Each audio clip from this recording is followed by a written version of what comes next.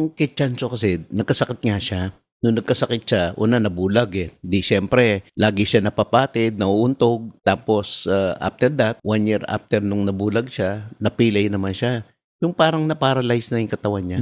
Kaya pagka natumba siya, di na siya makatayo. So umiiyak siya. Pagka ganon, pupunta ako siya, itatayo ko ulit siya, isasandal ko siya sa pader. So every now and then, nasa kanya ako, sinisilip ko siya. Kasi kawawa talaga siya. Then, yun nga, yung kumontik na nga siyang matuluyan for several days, sinusubukan ko talaga siya. Yung injection, inaano ko siya ng milk, tapos pinapakain ko siya ng lugaw. Tapos ngayon, nung pinakain nga ni mami nung kalabasa, biglang lumakas yung aso. Biglang, Sumigla. parang nakatayo uli siya. Ito, iba yung naging bonding ninyo. Tsaka nag-pandemic na, nandito na kayo sa bahay. Tsaka nag-full time na ako sa kanya. Tapos yun sa gabi, umiiyak sa gabi yun. Yun nga. Siguro mga 3 o 4 times sa gabi, gumigising ako para silipin siya.